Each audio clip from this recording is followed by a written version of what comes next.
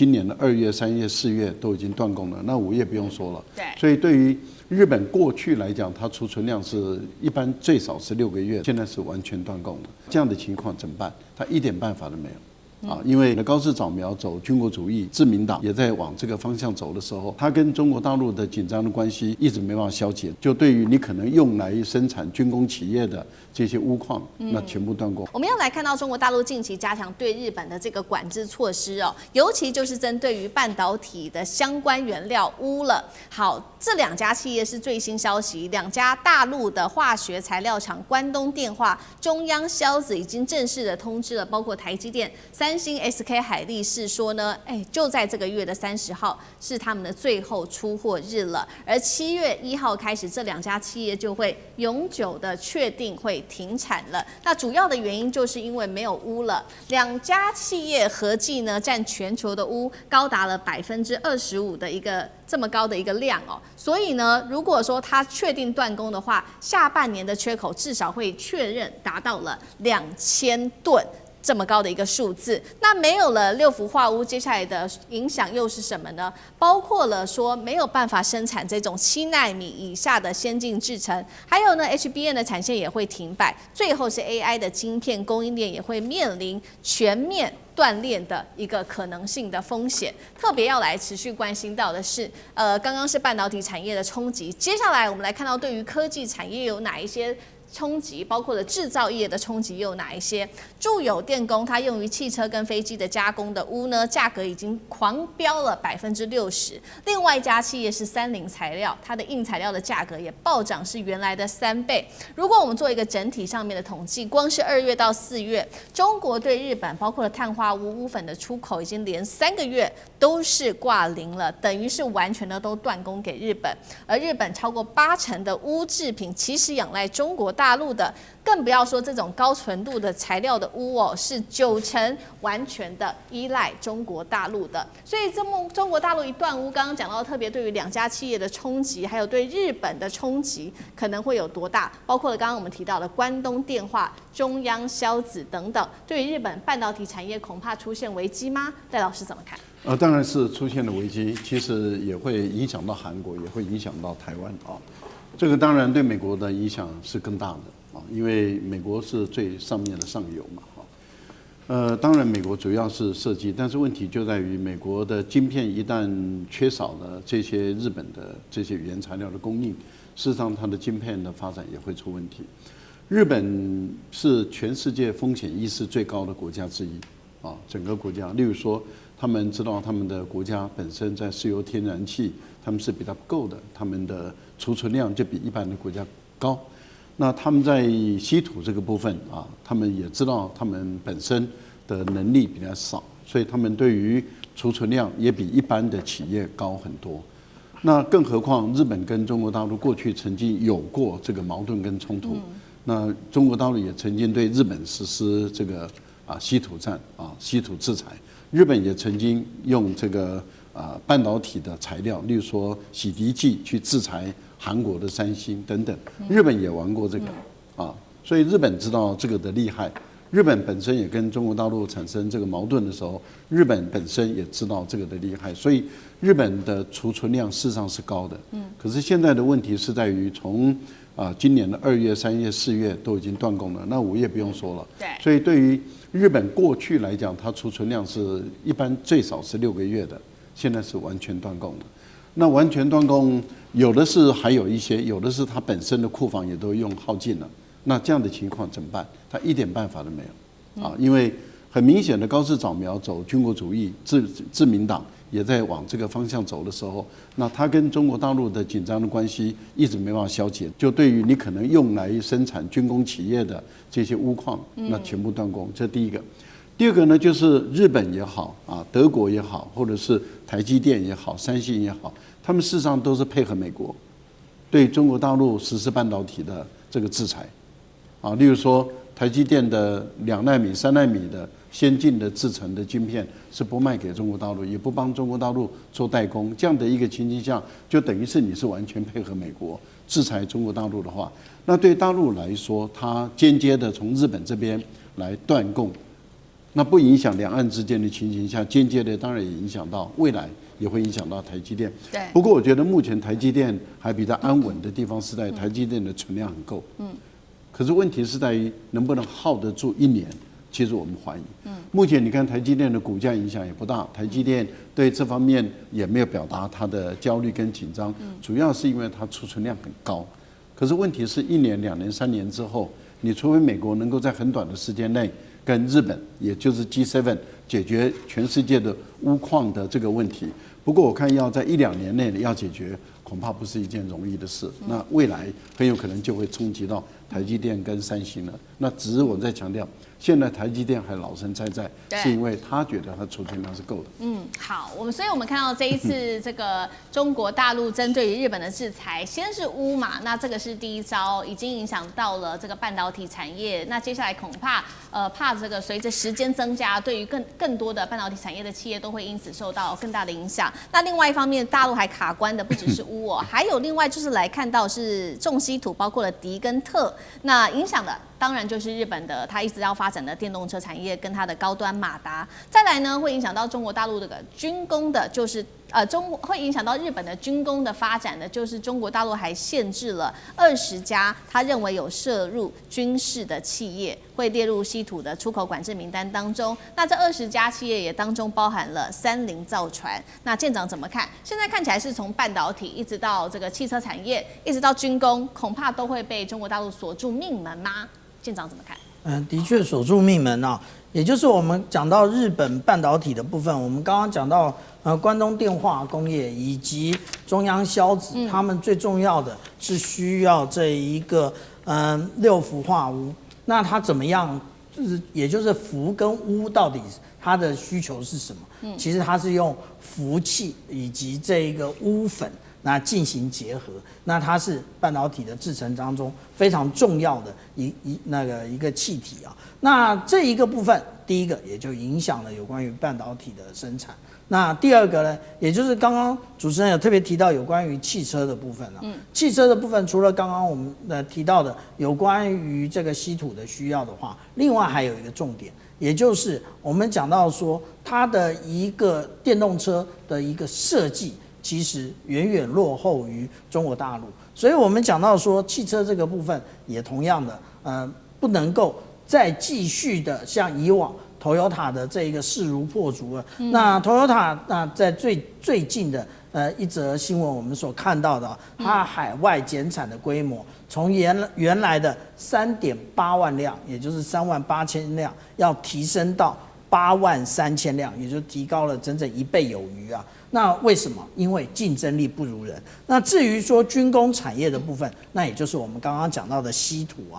那以鎢來講的話，我們來看一下啊，其實呢，鎢到目前為止，它真正的來源是這些工業廢料。那但是呢，如果我們來看產量的話，這個中國大陸是世界第一。那它的這一個第一，它的產量呢，如果在2024年的時候是67000噸，那第二名我們看到是哪裡？是越南，是3400噸。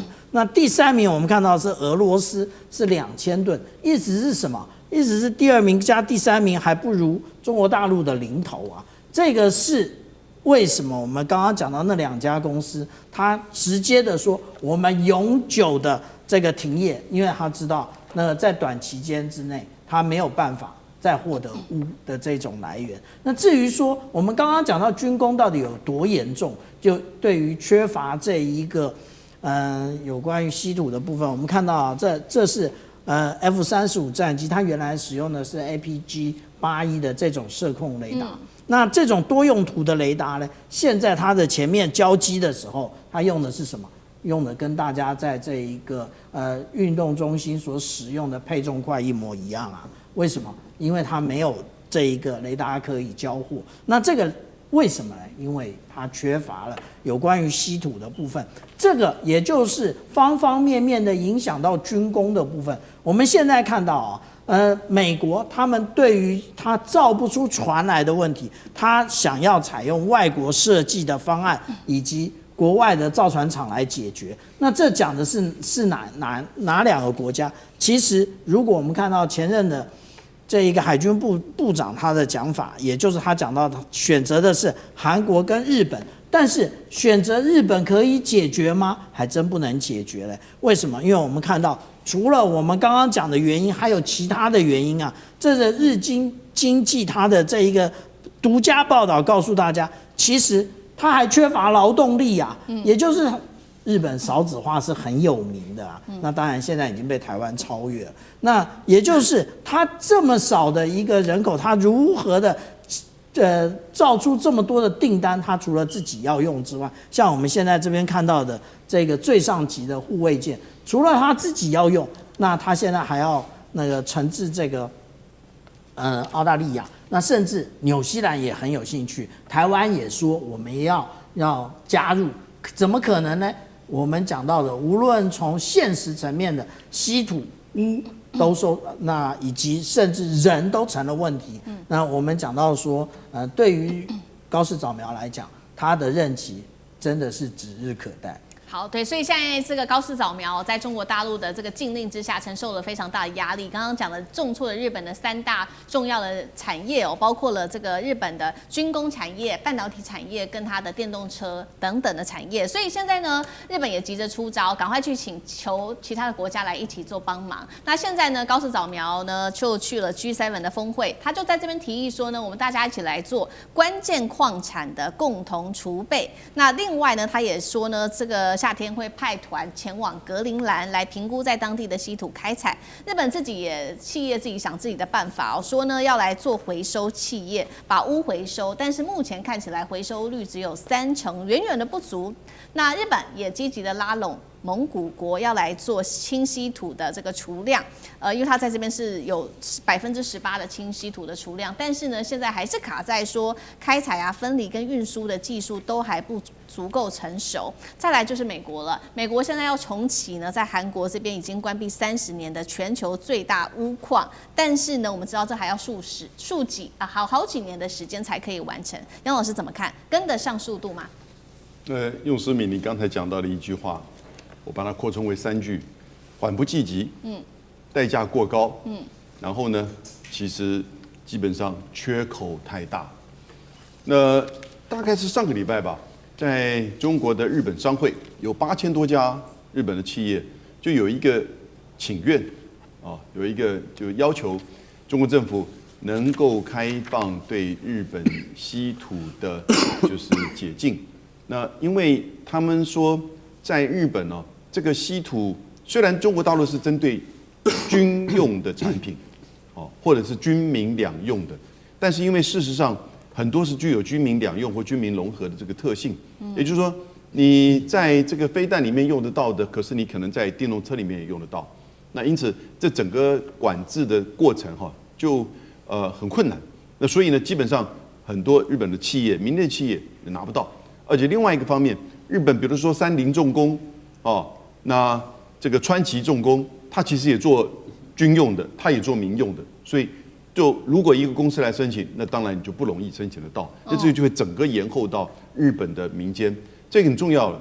中國大陸其實是針對軍用的，而不是針對日本的民間。那你日本民間明確的來申請的時候，其實應該是可以得到，但因為它的本質跟這個日本本身的生產這個產業的特性哈，所以變得很困難。8000多家日本企業，就是說，請中國大陸更清楚的把這個管制的流程呢做釐清，讓他們好來因應。可是問題的關鍵就是你高市早苗做這個做法。那高市你剛剛提到這些這個作為哈，這3個作為它大概分成：第一個去找新礦，去挖礦，但你挖礦容易啊，煉礦難。對，煉礦裡面不講環保。光講個技術跟製程，就中國掌握的，好，那要多少時間？哦，緩不濟急。那第二個呢？日本在做叫做 urban mining， 這是什麼？就是回收。日本有很強的這個回收的技術，我們台灣有好幾家，就是從比如說手機裡面可以回收黃金，對，哦，這個技術其實是不錯，可是呢，它基本上這個缺口太大，你找出來的這些回收出來的東西啊，不敷使用，所以缺口太大，遠遠沒有辦法提供實際上工業上的這個需求。那日本也另外一個怎麼做呢？就是說我乾脆更長遠的規劃，去風險化。這個詞大家好久沒聽過了哈，因為拜登政府提嘛，叫 de-risking， 也就是說，我們現在去找中國加一哦，到國外去找一個新的供應鏈，從礦產各個方面弄出來，那你就曠日費時了。那你到什麼時候去？然後再加上這個礦本身的技術跟就是整個環保的問題，所以這整個東西哈，你最後只是得到一個心理安全保障，可是你永遠沒有辦法跨越那個物理限制、物理結構的限制。所以我覺得高市政府，甚至整個西方的政府，要面對稀土跟這個稀有金屬的問題啊，要跟中國大陸好好的去溝通、去相處，正確的政策，才能夠確保你自己本身產業的發展。北京這一回對日本祭出的3連擊是全面的啟動，尤其我們今天會在經濟上啊、軍事上面等等的層面，還有半導體的這個調查上面來做檢討。先來看到哦，這個3連擊包括了有稀土、半導體跟渤海的軍演，要掐住日本的命脈。那麼日本則是祭出這種光阻劑來反制，能不能有效呢？今天節目一起來關心。好，趕快3個火線話題，今天會請來賓來幫我們特別做解答的是，中國大陸現在全面封鎖了，從這個經濟面，我們看到他做出的事情，就是在稀土跟有關於2氧矽烷針對日本出手。那日本的高科技產業會因此而直接斷鏈，甚至現在預估這個損失金額達到數十兆日元嗎？第二件事情在軍事層面，我們來做解讀，就是大陸它連續的在渤海這邊的高強度軍演，是對日本這個軍國主義復辟的一個嚇阻嗎？還是單純秀秀軍事肌肉，戰力到底有多強呢？最後也會來關心到的是日本則是做出了它的反制，是利用它的光阻劑當做它的最強王牌。大陸會不會被卡死，還是早就已經準備好自給自足，可以做全面脫鈎呢？今天就這些議題，我們都會一起的來做關心。好，剛剛講的是大陸的3連殺，所以包括從經濟、軍事到科技都有，而且是連着好幾天一連串的各種制裁。首先看到6日，商務部已經宣布了全面升級對日本的軍民兩用的各種物資的出口管制。那當然了，現在大家也在最關心的就是稀土的管制對日本的衝擊到底有多大呢？第二個衝擊就是7號的時候對日本制的這個晶片關鍵材料2氧矽烷來啟動反傾銷調查。要知道，每一年日本出口給大陸非常多的2氧矽烷。最後，我們來看到是渤海這邊舉行的軍事演習，直指戰略核心，對日本的衝擊，趕快立刻的來看到。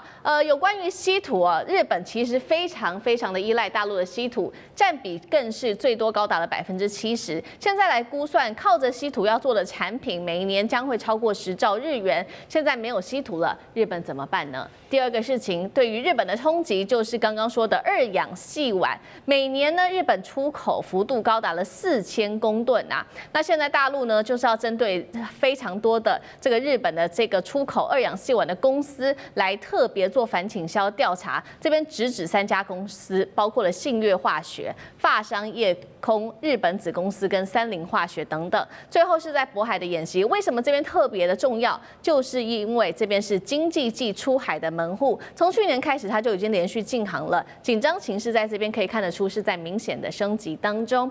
節目一開始要特別請教賴老師了，這一連串的制裁對於日本來說到底有多傷？有沒有可能直接傷到日本的產業命脈？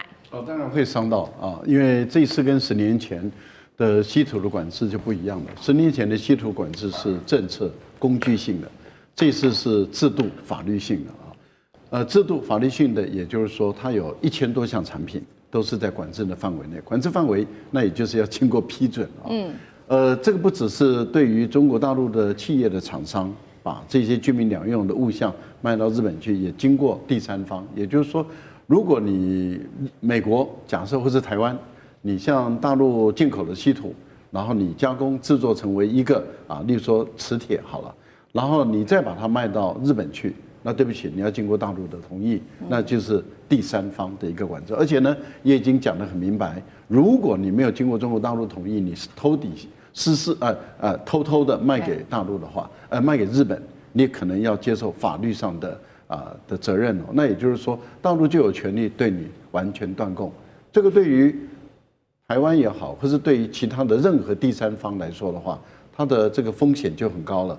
我們一般做生意的人來講，你風險越高，他就越不願意做嘛。要不就是你要付出更多的代價，你要給我更多的錢，那這樣的話，我還有可能因為錢而鋌而走險。另外，日本它要不就是採用美國的方法，也就是透過這個走私的方式例如說透過廢料或者透過各種走私到緬甸或者第三方的時候再出去。但是你看大陸現在很多的貴州的有一些人都被抓了，有一些官員都被抓了，有很多的這些走私的這些礦產的這些人都被抓了。這代表什麼？他们的執法是越來越有效，而且是越來越嚴格。好，那一旦是如此的話，當你日本如果沒有辦法充分的或者是很穩定的從中國大陸那邊你獲得你所需要的中重稀土的話，這個對於日本的工業當然會造成很大的影響嘛。這不只是汽車工業這個半導體各方面都會產生影響。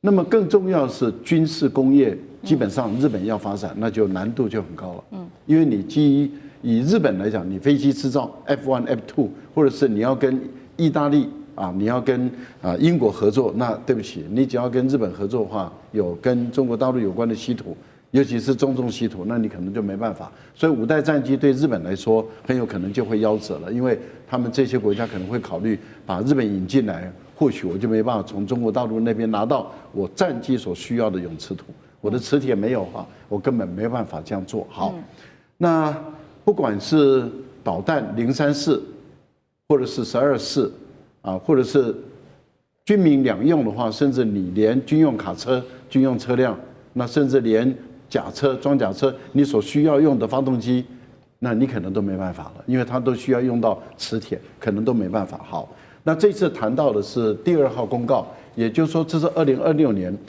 中國大陸出來的第一個公告，就是對於這些所有的軍民兩用物項的一個全面性的管制。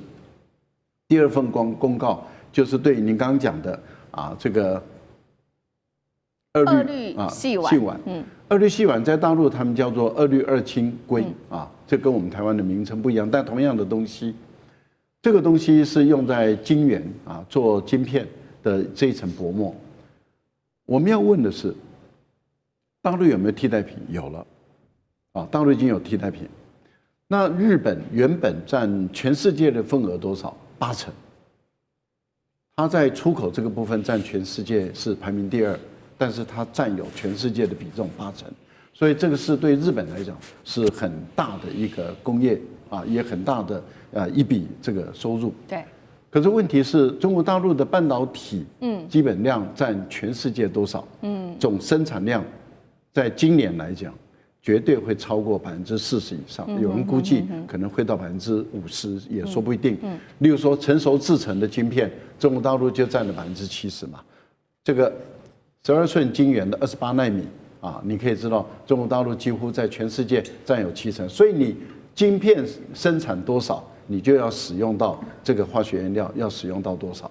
那以大陸的生產量佔全世界，如果說我晶圓的生產量佔全世界1半以上的話，那你日本等於是我出口的這個4000公噸，我等於是有1半以上都是賣到中國大陸去。那從現在開始啟動調查，如果1年以後說你有反傾銷的一個問題的話，那請問一下，它的關稅如果是285%，或是400多，或是600多，那是由中國大陸自己來判斷。你基本上都賣不進去大陸，你根本沒有大陸市場，那你這些公司它的股價當然跌嘛，它的整個營業額會往下降，它必須要進行裁員減少人員，它的公司規模會越來越小。那中國大陸的公司規模會越來越大，為什麼？因為它用1年的調查時間，所以等於是給中國大陸1年去準備它的足夠的募集的基金，因為所有人都會看到說，哇，中國大陸的這些廠商有未來，因為擁抱自己的國內的市場都吃不完了，那很多的基金就會投進去，它的公司規模一下子會擴大。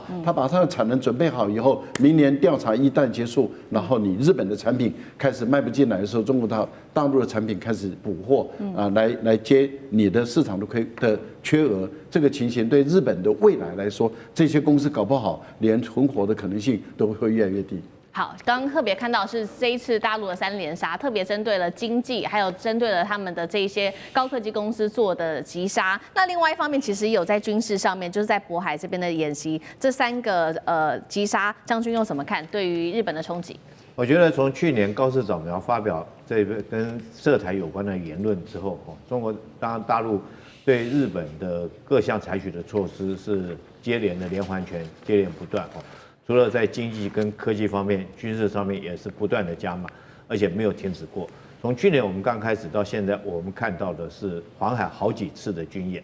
那另外釣魚台那邊，中國也加強戰備警巡的能力。另外，在日本本島周邊來講，它除了說用遼寧艦到穿過宮古海峽到日本的東部海域去實施所謂的戰備警巡之外，它也跟俄羅斯合作實施聯合空中戰備警巡。然後俄羅斯所用的圖95戰機的航線，跟這個解放軍所用的轟6戰機，剛好對日本形成一個包圍之勢。但是這件事情是不是就此告結束了？我覺得沒有。在今天我們又聽到一個更新的一個最新的一個軍演的一個訊息，就是解放軍又要在渤海實施軍演。那這次渤海軍演跟以往的幾次有什麼不同？這次很明顯的是用了4艘055大驅的驅逐艦在這邊做軍演。那第一個我們看地點它選擇在渤海，渤海有2個意義。第一個，它是曾經甲午戰爭發生的地點，所以說大陸來講的話，它選擇這個地方來做演練，很明顯的是要汲取國恥的教訓，激發全民同仇敵愾的心理，這是第一個。第二個來講，我認為選擇在渤海。那第二個意義就是他要捍衛他的中樞，所以北京、天津還有這個河北這個地方，這個地方就中部戰區的劃分來講，它屬於是中部戰區，也就是它戰略預備隊的核心所在位置。我們知道大陸戰區分為東南西北，另外還有個中部戰區。那中部戰區就是核心的位置，也就是除了鞏固經濟的安全之外，也就是整個國家戰略預備隊在這個地方。那我想說，選擇在這個地方軍演，另外還有一個很重要的，是不是大陸也看到前幾天這個美國對委內瑞拉動手？那當然我們不認為說是美軍會異想天開、愚蠢到對中國大陸來實施所謂的斬首作戰。但是這個對軍人來講的話，當然你要做最壞打算，做最好的準備。那也因此，他用了4艘驅逐艦055這種大驅的驅逐艦在這邊擺成一列，所以嚴陣以待。那1艘055的戰力有多強呢？我們講2件事情。第一件事情，這個所謂航母戰鬥群呢，不管是遼寧或者山東航母戰鬥群，它通常所編配的带刀侍衛就是055，大概只有1艘。那也曾經在演習過程之中，單獨1艘055驅逐艦，就是南昌號，它單獨去單挑美軍的航母戰鬥群，這種戰在這個之前的演訓也曾經發生過。第3個你知道嗎？曾經有1艘055驅逐艦帶着1艘的這個補給船，還有1艘054式護衛艦，它就可以遠航到澳洲、紐西蘭去繞了一圈回來。所以光1艘055的戰力，我們就可以看得出來。但這次居然用了4艘，而且是擺在這麼窄的一個渤海海域，可見呢，大陸來講用軍事威懾日本的決心是不會停止的。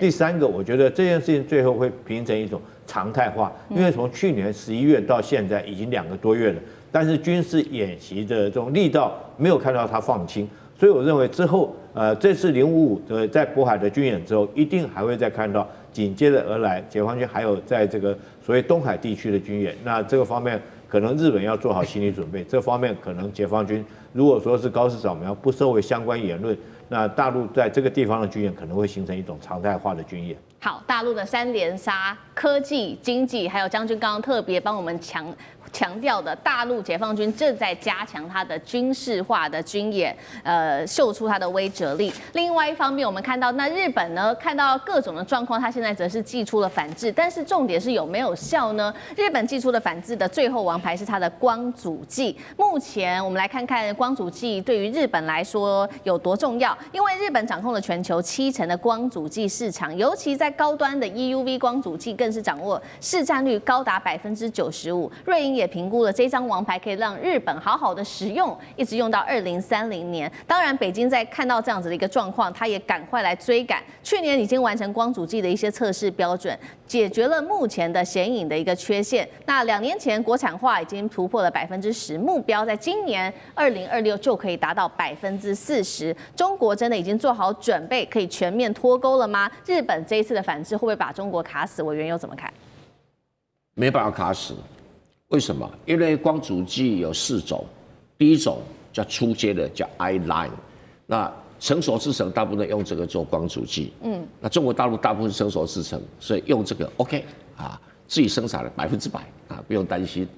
那第二個稍微比較高階一點，叫 KRF，這個 KRF 這種光阻劑呢，那這個叫做中階光阻劑。那中國大陸用很多，也可以自己生產，那價錢稍微貴一點啊，比日本是比較便宜，而日本故意在殺這個市場嘛，哈。那第三個就是 ARF， 好，這個算是中高階的光阻劑，那中國大陸也能生產，但被認為品質沒有日本那麼好。但是如果說買不到，將就一下也 OK， 也可以用，好。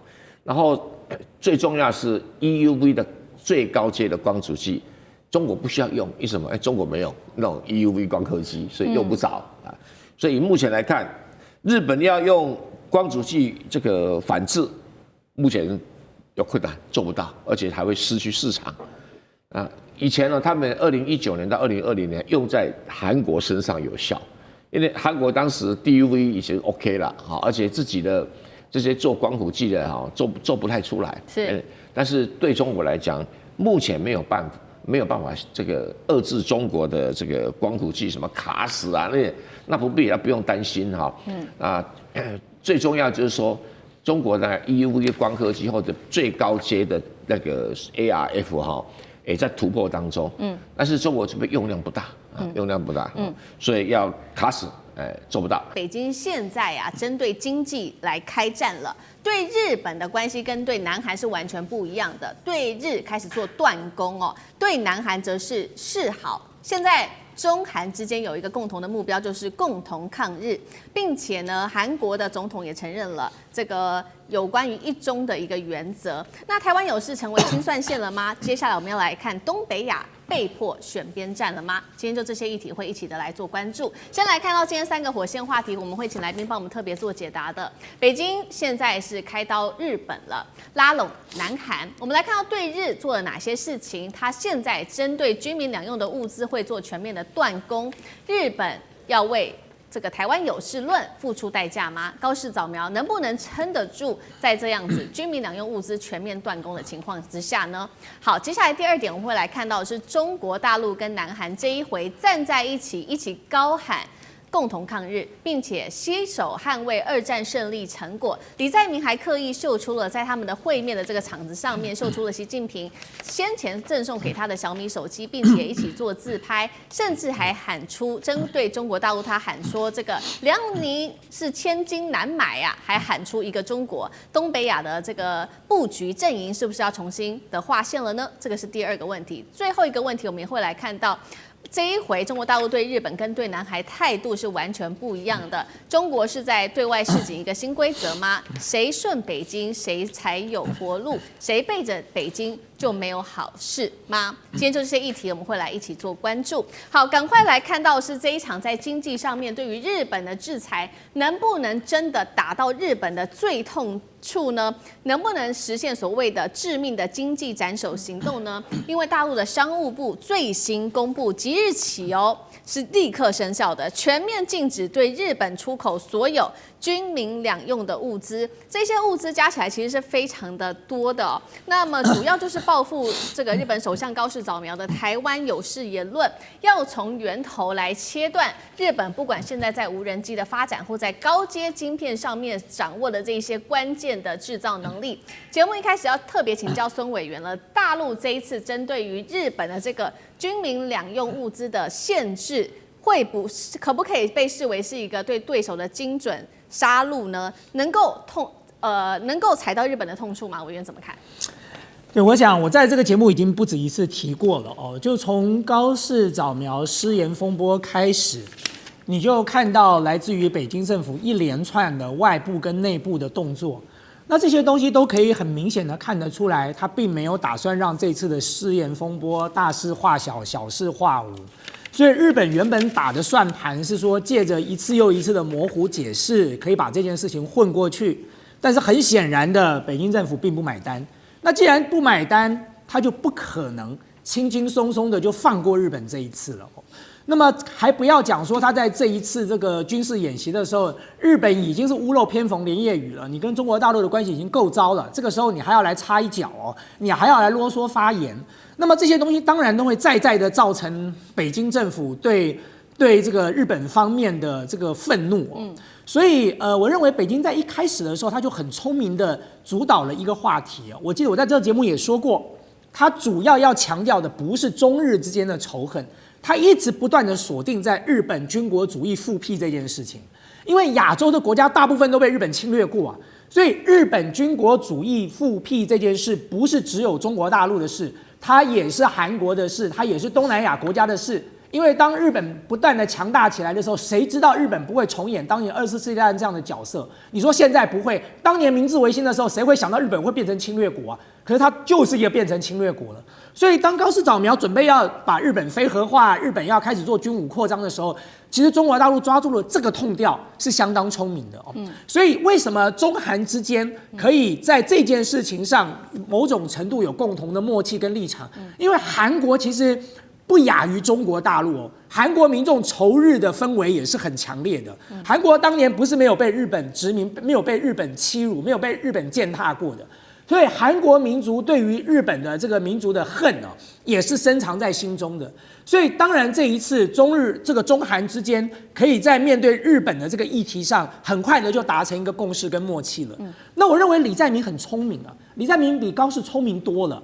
你看李在明是兩邊都壓了，他一方面告訴美國老大哥說，我來幫你造船，你現在造船技術落後嘛，對不對？我來幫你造船，我投資幾千億下來恢復你美國造船業的榮光。可是另外一方面，他維持跟中國大陸良好的關係，所以某種程度來說，對中國大陸來講哦，你光看到他怎麼對韓國，就了解說，這不是要求日本、韓國選邊站的問題哦，韓國是兩邊都站了，可是中國大陸並沒有因此而對韓國這個遷怒。日本它不是兩邊站，它是站了一邊來打這一邊，那就是中國大陸無法接受跟無法容忍的哦。所以中韓關係現在的確是快速的升溫哦。各位，如果你現在去一趟上海啊，我過去這一年大概每個月都在上海待1個禮拜到10天了，那個大街小巷都是韓國人啊。我住的那個飯店以前沒有太多人的，現在天天爆滿，全部都是講韓文的韓國的客人。所以你就可以知道中韓之間的民間的互動現在是多麼的熱烈跟密切。你更不要講說中國大陸關掉了日本的觀光之門之後，大開了韓國的觀光之門。所以對於中國大陸的民眾，他不能去日本，他都去韓國來。所以因此在這一次高市早苗的失言風波裡頭，其實韓國是最大的獲利者。那但是中國大陸這一次採取了更嚴厲的方法，就是斷掉了它一些相關的物資。你說會不會精準的打擊到？當然會啊！而且我要強調的是，不只是斷掉物資，包含在渤海的軍事演習，一波又一波。只要高市不收回這句話，我看接下來中國大陸的這個工具箱裡頭還有很多工具呢，那日本就只好等着接招吧。好，大陸這次祭出針對於日本的制裁，這個算是首波比較大型的一個制裁。接下來還有哪一些工具箱會持續的來做關注？那另外一邊剛剛講嘛，選擇站在中美之間這個兩邊都站的國家就是南韓了，非常的聰明。我們來看到南韓最近有什麼動作？因為現在呢，北京同樣正在迅速的拉攏南韓當中，我們來看到的是1月4號這一天，李在明總統，南韓總統正式的抵達北京了。那5號正式的跟習近平主席會晤。李在明非常的厲害哦，我們看到畫面上，他呢其實除了跟主席握手之外呢，也拿出了他說呢，這是習近平上次訪韓時送給他的手機，並且呢跟他做自拍，跟習近平夫婦做自拍，還說呢拍到了人生的代表作，做球這個做好了非常密切的緊密的中韓關係。那麼習近平也在這一次的會晤當中特別去提到了中韓關係的重要性，他還說呼籲南韓站在歷史正確的那一邊，也重提了中韓過去曾經共同對抗日本的軍國主義，來攜手捍衛2戰勝利成果。李在明也呼籲了有關於這個共同抗日的歷史，並且他說尊重一中的原則，還說呢糧林千金難買。那麼他也說，韓中關係會在今年全面的恢復的一個關鍵元年。那要注意到的，這是李在明在短短2個月之內，其實跟習近平來做見面。這一次李在明他也帶了非常多的企業家，一共是400多位，而且都是這些大企業，不管是我們知道的 LG 啊、現代汽車、SK 啊、三星等等都有。那針對於比較有爭議的一些議題，就是大家想要知道的是南韓的稀土問題。現在呢，南韓也說了，中國已經同意了，透過這種制度的許可，可以協助南韓企業取得這種關鍵的礦物。第二個比較具有爭議的議題，就是有關於南韓要造這個核動力潛艦。南韓也說了，已經跟中國大陸說明了，目前是沒有太多的爭議。針對於中韓之間現在站在一起共同抗日，苑老師又怎麼看？南韓這一次為什麼要極力討好中國呢？是擔心日本軍國主義再起嗎？李在明這一次訪問北京啊，是要告訴大家，尹錫悅的時代已經完全翻章了。那麼現在的話呢，在這個翻篇的過程當中，那麼李在明的話呢，他創造了幾項記錄。首先，第一個記錄的話呢，就是說原來這個韓國上任的新總統不訪問美國或日本，直接到中國去，這是第一次。那這個也是一個非常非常重要的一個指標。然後第二個重要的指標的話呢，就是不曉得大家知不知道，就是韓國的聖地居然是在上海黃浦區的馬當路306號，叫做韓國流亡政府舊址。我去過那個地方，我去那個地方是看一個朋友，結果到那個地方的話呢，要改道，因為前面排了大排一大堆人，我以為美國領事館要辦簽證，後來搞了半天是韓國的觀光客要看他們的聖地。然後第三件事情的話呢，大家知道李在明這次要到哈爾濱去，把安重根的骨灰要帶回這個日本在韓國去。那安重根什麼人呢？就是暗殺伊藤博文的人。那这殺的地方的話呢，就是在這個哈爾濱的這個車站。那是一個很了不起的，大家要知道伊藤博文對中國人幹的壞事無限的啊，居然是被一個韓國人，而且第一個韓國人的殺手就把他幹掉了啊。所以說這個是一個很重要。所以說中韓共同抗日出現了非常多的象徵意義。但是是不是能夠重塑東北亞陣營呢？我覺得還蠻難的，真的蠻難的。因為美國的話，我剛剛講這幾件事情，美國的話呢，希望韓國是聽話，做乖兒子啊，乖孫子。但是這一不聽話的話呢，美國現在已經有動作，就是美國裁減了在韓國、在朝鮮半島上的美軍，而且完全沒有告知韓國。那麼這個意思呢，也就是說這是一個警告啊。那麼對於韓國來講的話呢，你能不能夠面對朝鮮的威脅？那麼這是另外一個問題。那麼為什麼這一次李在明要帶了這麼多的400人的一個經濟訪問團來訪問中國的話呢，最主要是原因只有一個答案，就是經濟啊，這個笨蛋問題就是在經濟。那麼韓國本身跟中國的近的程度上來講，所有的科技，因為韓國無論是科技也好，甚至是不是演藝事業也好啊，或者什麼 K-pop 啊，或者說韓國的，他們現在都面臨了很大的威脅啊，因為大陸自己搞起來的慢慢出來了。我告訴大家一個數字，就會知道韓國人為什麼不是很喜歡中國人的同時，你又要派出所有的這種財團要往中國走。大家知道韓國最有名的泡菜，我們叫韓國都叫泡菜。韓國的泡菜沒有很少是韓國自己做的，韓國99%的泡菜是山東青島一個鎮所做的泡菜啊，大家要了解啊。那麼對韓國來講，如果他知道這個數字，如果他有看我們的節目的話，要翻譯成韓文的話，是可忍孰不可忍啊！韓國連自己的泡菜都要靠中國，他的經濟怎麼能不靠中國？所以這個大家展開了無限的想象空間，讓大家可以知道韓國在目前為止的依賴中國的程度，比依賴美國、比依賴日本要嚴重得多。所以李在明這種做法，目前為止沒有看到韓國有什麼大型的抗議。確實，所以我們看到這一次習近平主席也特別的跟借由，因為韓國對他經濟上的依賴，也拉攏跟韓國之間的關係。那針對日本，則是做這種精準的經濟上面的打擊。怎麼看北京的策略，乾哥？你看這一次哈，你說是 SK 啊、海力士，然後還有那個三星、現代都去了，這些大企業都去，都要隨着那個李在明去。可是整個團有400人，我請問你一下，這麼大的團來的時候，你不用先跟中方知會嗎？中方一定知道你來了些什麼人，哦，他才會允許你進來。他不可能說，我今天就我都邀請你們，你們來多好都不管。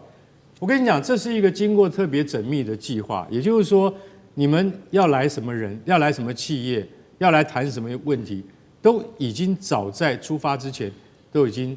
這個雙方已經協商好了，要幹嘛？是做給周邊的國家看的，就是說，你看，我現在跟朝鮮半島上的南韓跟大韓民國為什麼這件事情的意義很重大？大家要曉得，這是10年以來中韓之間等級最高的會面。那你說10年什麼意思？大家還記得2016年的時候發生什麼事情嗎？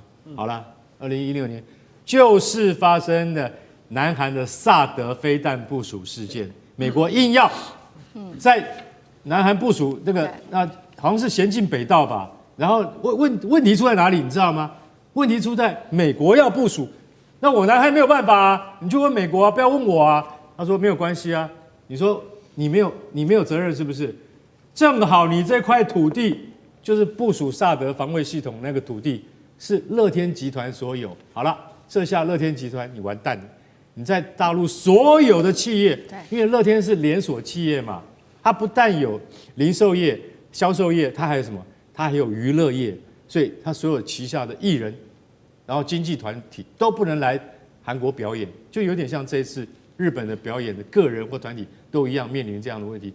可是南韓靠这個吃飯吶，你叫我通通不要來的話，我會完蛋吶。樂天慘賠，結果後來全部撤出中國市場。